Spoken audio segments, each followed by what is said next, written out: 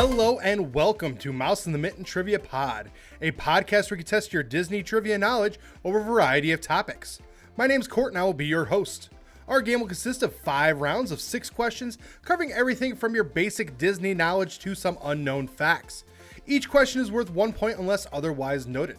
Make sure you follow us on Facebook, Instagram, and TikTok at Mouse in the Mitten. And if you're watching us over on YouTube, make sure you subscribe, hit that bell for notifications, give this video a thumbs up, and in the comments down below, let us know what your score is. Well, last week we saw an update to the parks in which they decided to take away the virtual queue for Guardians of the Galaxy as well as Tiana's Bayou Adventure. And it's been a hit and miss. It's been a little bit of a roller coaster. But if you're someone who's trying to navigate those waters and try to really understand all the changes that are happening in Disney and you need some help planning your dream Disney vacation, I would love to help get everything all squared away. To get started, all you got to do is email me at mouseinthemitten@gmail.com and we can get started. Well, round 1 today, we're going to celebrate another birthday, and round 1 is going to be dedicated to the former Disney CEO, Michael Eisner. It is Michael Eisner's birthday on March 7th, so we're going to celebrate his birthday and all things that he has contributed to the Disney organization. So let's get started here with question number 1. Within 2, what year did Eisner become CEO of the Disney organization? Question number 2. What company did Eisner work for before he started at Disney? Question number 3. Name Eisner's friend and confidant that he brought over to Disney with him and named him the COO. Question number 4. What city did Michael Eisner spend the majority of his childhood? Question number 5. Name either of the known industries that Eisner's parents are known for in manufacturing. And question number 6. While at Denison University, what fraternity was Eisner a part of? All right, I'm going to give you a few seconds worth of music, try to come up with those answers, and then I will return.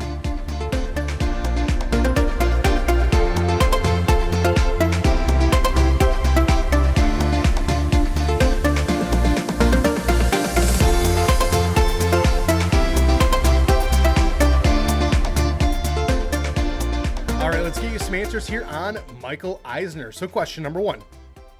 Within 2, what year did Eisner become the CEO of the Disney organization? Well, he became the CEO officially in September of 1984.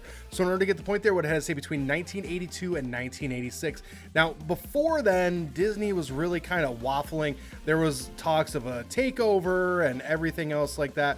Eisner brought some stability back to the organization. It eventually led to the Disney Renaissance and a lot of positive changes in the organization. Question number 2. What company did Eisner work for before he started at Disney? Well, that would be Paramount Pictures. He rose through the ranks over there and he ended up doing a lot of really good things at Paramount that caught the attention of Disney, and that's what eventually led him to become the CEO at Disney. Question number 3. Name Eisner's friend and confidant that he brought over to Disney with him and named him the COO. That would be Frank Wells. Frank Wells was really big in terms of the Imagineers. He was really a big fan of them, really a big fan of everything that they did and Disney Imagineering. And he really bolstered that department to really make it what it is today. And he, unfortunately, tragically, life got cut short, but definitely Frank Wells' fingerprints are still seen all over Disney today. Question number 4. What city did Michael Eisner spend the majority of his childhood? Well, that would be New York City. He was born and raised in Manhattan and spent pretty much all of his schooling in New York City until he went to college. Question number 5. Name either of the known industries that Eisner's parents are known for in manufacturing. Well, to be able to get the point there, would have had to say either clothing company or safety razors. His grandpa came over here to the United States and started Sigmund Eisenhower or Eisner Clothing or something along those lines. And they were actually at one point the manufacturer of Boy Scouts of America's uniforms. And then his grandma and her whole family and his mom's whole family, it was the inventor of safety razors, and they had the American Safety Razor Company, which since then has been bought out and moved around and everything else like that. But he has two very deep, rich industry backgrounds behind him, which you can see some of that thinking in his works. Last but not least, question number 6. While at Denison University, what fraternity was Eisner part of? He was part of Delta Epsilon. Now, it's a national fraternity. They have smaller chapters around, but definitely he is one of their best known alumni. So, Michael Eisner, you're probably never going to see this, but I appreciate everything you've done for the Disney organization, and I'm glad that you were able to do so many things, specifically in the 90s, and we could still see the reminiscences of your awesome work even to this day. So again, thank you and happy birthday. Continuing on now into round number 2. Round number 2 is our fast facts. This round is filled with simple questions that have simple answers. Today's category is Disney animals. The way this round's going to work is I'm going to give you the name of a Disney animal and the movie that you can find them, or TV show that you can find them. All you got to do, tell me what kind of animal are they. For example, if I were to say Maximus from Tangled, you would say horse. So let's get started here with question number 1. Abu from Aladdin. Question number 2. Dodger from Oliver and Company. Question number 3. Sergeant Tibbs from 101 Dalmatians. Question number 4. Pork Chop from Doug. Question number 5. Archie from Monsters University. And question number 6. Rufus from Kim Possible. Now, in my eyes, some of these are some very iconic Disney animals. So let's get started here with question number 1. Abu from Aladdin, well, that is a monkey. Doesn't matter if it's live action, but Abu is a monkey. He's a smaller monkey, but definitely with some sticky fingers, he helps Aladdin to make sure that they get some food. Question number 2. Dodger from Oliver and Company, that is a dog. He is the main dog that Oliver talks with, that Oliver interacts with. He is the one who is voiced by Billy Joel, obviously also singing voice as well. Question number 2, or 3. Sergeant Tibbs from 101 Dalmatians. Well, Sergeant Tibbs is a cat. He is best known for his firing of the horse's legs as the Dalmatians are being chased. But he is a cat. Question number 4. Pork Chop from Doug. He is a dog. Now, I recently had this discussion. Yes, Doug was part of Nickelodeon, but at one point it was sold to Disney. So there's a whole set of Doug cartoons and the movie that came out as part of Disney. Pork Chop was Doug's dog. Question number 5. Archie from Monsters University. Well, Archie is the pig. He's the 6-legged pig that Sully steals from Fear Tech, and they chase it around the campus, ending up at a giant party and everything else like that. But he is a 6-legged pig. Question number 6. Rufus from Kim Possible. Well, he was a naked mole rat. If you just said mole rat, give yourself the point there. Personally, I loved Rufus. I thought he was really great. I distinctly remember in middle school writing a paper on the origins of naked mole rats based solely on Rufus. So again, some classic Disney animals here. We might come back to this one again in the future. Continuing on now into round number 3. Round number 3 is our connecting the circles. This round will have 5 questions that may or may not be Disney related, but the answers do relate somehow through Disney. And that's going to be your 6th and final question, is what is that Disney connection? So let's get started here with question number 1. What is the mode of transportation that usually has multiple cars with a caboose and often has a loud horn? Question number 2. Alexander Graham Bell is well known for inventing what device that now almost every adult has one in their pocket? Question number 3. Often seen in doctor's offices, what chart often has a large E at the top line? Question number 4. What is the black and white animal best known for their smell?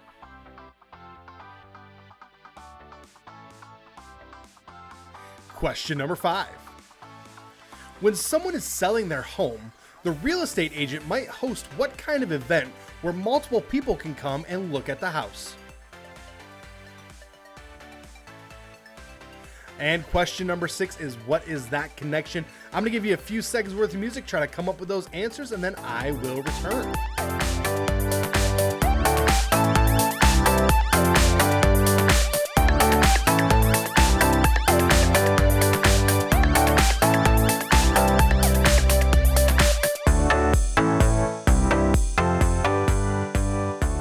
Let's see if we can connect those circles. So question number 1. What is a mode of transportation that usually has multiple cars with a caboose and often has a loud horn? Well, that is a train, or as my daughter likes to put it, choo-choo train. Yeah, same thing. It is a train, obviously very loud horn, and oftentimes, blocks traffic, and rightfully so. It is a big mode of transportation. Question number 2.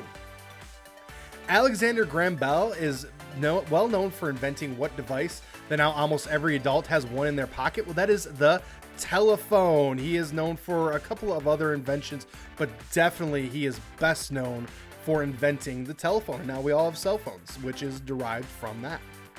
Question number 3. Often seen in doctor's offices, what chart often has a large E at the top line? That is an eye chart. Definitely, that's how they kind of test your vision real quick when you go to doctor's offices. It's not as, it's not as scientific as you go to an eye doctor, but definitely just general practice. That is an eye chart. Question number 4. What is a black and white animal best known for their smell? Well, that is a skunk. Now, if you had said zebra, I don't know if zebras are known for their smell, but definitely skunks. They're black and white, definitely known for their smell. We had one around here as spring's starting to kind of move in here in Michigan, starting to smell them a little bit more as they're trying to attract mates at this time. It's just not fun. Question number 5. When someone is selling their home, the real estate agent might host what kind of event where multiple people can come and look at the house? That is an open house. I put the word in the title, or the question, that is an open house. Oftentimes, people will come, they'll look at them. Around here, they don't have them a ton because houses are being sold so quickly, but once in a while right now, you do get a few. So question number 6 is, what is that connection? Well, we had answers such as train, telephone, eye chart, skunk, and open house. The connection there, those are all parts of the ride Journey into Imagination with Figment. So if you have never been part of the ride in Epcot, it is fantastic. It is a great way to just kind of chill and also get a song wedged into your brain. But the very first thing that you do is you experience your sense of hearing, and one of the things you hear is a train horn. And then in the next room, you see Figment with the telephone, and then there's an eye chart with Figment running around on it and everything else like that. Then you go into smell, and you smell skunks, and then they talk about just open the house, and we're gonna have an open house so you can see everything, and everything's upside down because Figment has flipped everything upside down. So why did I go with this? Well, the original Journey into Imagination opened this week back in 1983, so just wanted to honor that ride, wanted to honor the how everything has changed. Obviously a little bit different now than what it was in 83, but still just wanted to honor that ride. And if you're ever in Epcot and you just need something to kind of laugh at or just kind of chuckle at, definitely is a very solid option. Continuing on now into round number 4. Round number 4 is typically reserved for our movie anniversaries. And today, that is true. Today, we are going to honor the legendary movie Zootopia, which we are going to get a sequel to this year, as well as the Tree of Life is going to have the show inside of it now based on Zootopia. So a lot of things going on right now with this movie that's finally starting to get some of the flowers that it well deserves. So let's get started here with question number 1. Judy becomes the first animal of what kind to join the ZPD? Question number 2. Shakira plays the voice of what beloved singer in the Zootopia universe? Question number 3. Gideon Gray is a character that bullies Judy when she was a kid. When Gideon is an adult, what does he do? Question number 4. Chief Bogo quotes what movie when talking to Judy about not being in a fantasy world where all your dreams come true? Question number 5. What role does Alan Tudyk have in Zootopia? And question number 6. On the job application for ZPD, name any of the 3 special skills that Nick puts down. All right, I'm going to give you a few seconds worth of music, try to come up with those answers, and then I will return.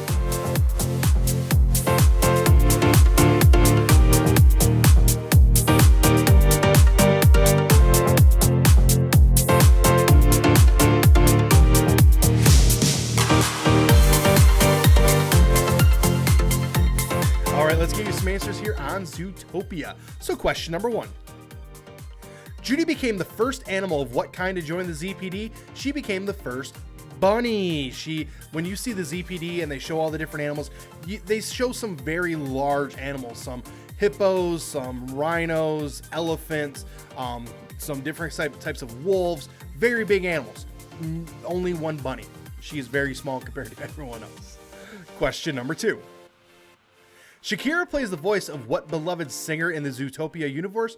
She plays the voice of Gazelle, which also lends her voice to the song that is featured in Zootopia as well. And from what I've been told, the new show that's going to be in the Tree of Life is, I think, like someone captures Gazelle and we have to help solve where she is and to try to find her to get her back to a concert that night. So we're going to see a lot of her probably, I'm guessing, in 2 as well as in the Tree of Life.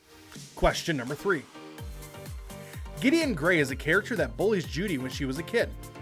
When Gideon is an adult, what does he do? He is a baker. He bakes pies and that sort of stuff. And he is actually partnered with Judy's parents to provide and sell pies and their stand. So it's kind of a cool full circle moment there as well. Question number 4. Chief Bogo quotes what movie when talking to Judy about not being in a fantasy world where all your dreams come true? He quotes Frozen. He's saying, we're not in a fantasy world where all your dreams come true, da da da da. And he's like, so you better let it go. And that's obviously pointing straight directly at Frozen. And I just thought it was cool if they put that in there. There's also, we'll talk about this here in a little bit, another Frozen connection in just a second. So question number 5. What role does Alan Tudyk have in Zootopia? Well, he is Duke Weaselton. And again, another connection to Frozen there. In Frozen, Alan Tudyk is the Duke of Weselton, in which they call him the Duke of Weaselton. And that's where we get the name here. But also, when we see all the movies that he's trying to sell that are bootleg movies, there's a Frozen in there, there's a Moana in there, along with a couple other ones as well. Last but not least, question number 6. On the job application for ZPD, name any of the 3 special skills that Nick puts down. Well, he put down night vision, excellent sense of smell, and business savvy. So if you had said any of those 3, give yourself the point there. Now, he also put his height, weight, and that sort of stuff, but definitely one of the unique characteristics of that application was those 3 skills. Definitely they can be very useful when it comes to the ZPD. Now, I'm excited for November to see Zootopia 2. We're talking about that could potentially be our daughter's first movie. We're gonna have to wait and see what she's gonna be like in November, but definitely a cool movie. Definitely, if you have not seen it, check it out. It's definitely worth your watch. Continuing on out into round number 5. Round number 5 is going to be dedicated to the Indiana Jones Adventure Ride. Now, this is a fun ride, definitely a lot of inspiration. The Imagineers had a lot of fun with this one, and there are some parallels and some of the things that they do in this ride that you'll see in other rides around the world. So let's get started here with question number 1. Within 2, what year did the Indiana Jones Adventure open in Disneyland?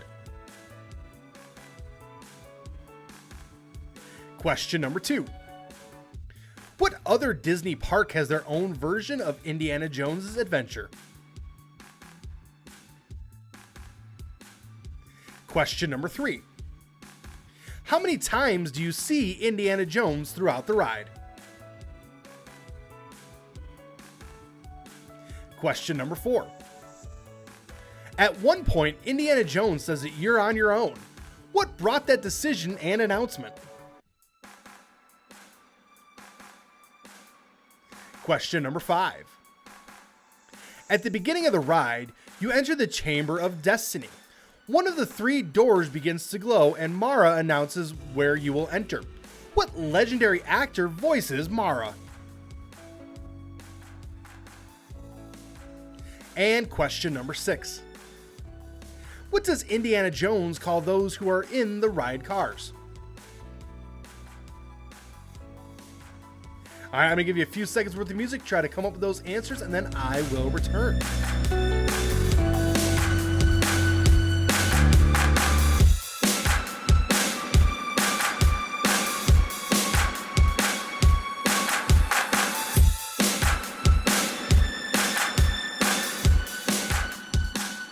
All right, let's get you some answers here on Indiana Jones Adventure. So question number 1.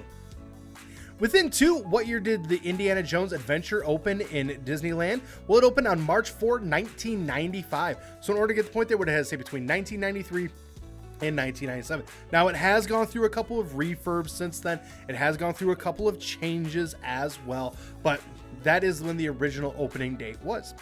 Question number 2. What other Disney park has their own version of Indiana Jones Adventure? Well, that would be Tokyo Disney Sea. They have their own version. Theirs is based more on the Crystal Skull, but definitely another cool twist on it. Now, yes, Animal Kingdom did at one point have something similar. The dinosaur ride, from what I was told, is basically the exact same everything, except with dinosaurs instead of Indiana. So there are some slight tweaks there, but from what I've been told, it's the same ride system where you're kind of in a Jeep and that sort of stuff, but the layout, I was told, was also very similar. Question number 3. How many times do you see Indiana Jones throughout the ride? You see him 3 times. You see him near the beginning, you see him just as the ball's starting to roll towards you, and then also at the very end. So you see him 3 times. Now, obviously, you do hear him a lot as well. We talk about that in a future question, but you see him at least 3 times. Question number 4. At one point, Indiana Jones says that you're on your own. What brought that decision and announcement? Well, that would be snakes. It's always snakes. If Indiana Jones is going to leave you, it always has to do something with snakes. And in this case, giant snakes. And it's as you're going through the tunnel with all the giant snakes, he's like, well, you're on your own here. And he kind of lets us be for a little bit. Question number 5.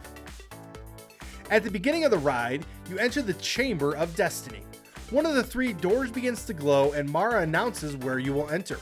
What legendary actor voices Mara? Well, that would be James Earl Jones. Obviously, we just lost him recently, but that is his booming voice that you hear telling you which door you're about to go through. Last but not least, question number 6.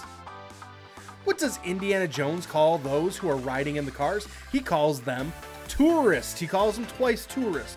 Once at the beginning and once at the end. Tells you at the very end to stay out of trouble in the future. So definitely some good advice, especially if you're going to be dealing with anything that Indiana Jones deals with. But a fun ride, a great ride, definitely one that if you're out in California, definitely worth checking out. Well, I want to thank you for tuning in this week. I will return next week with more questions and more fun. Make sure you're following us on social media at Mouse in the Mitten on Facebook, Instagram, and TikTok. If you're watching us over on YouTube, again, hit subscribe. Make sure you turn on that bell for notifications. Give this video a thumbs up. In the comments down below, let us know what your score is. Now, if you are listening to us over on Apple Podcasts, make sure you're following us over there. Whatever other podcast platform you're listening to, make sure you follow us on there. Leave a 5-star review. Let us know how we're doing.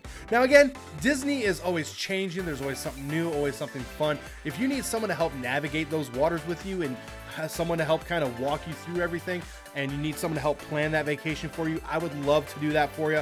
All you got to do to get started is email me at mouseinthemitten@gmail.com, and we can get you all taken care of. Well, my name's Court. The dog's name is Milo. I appreciate you tuning in, and I will see you next time.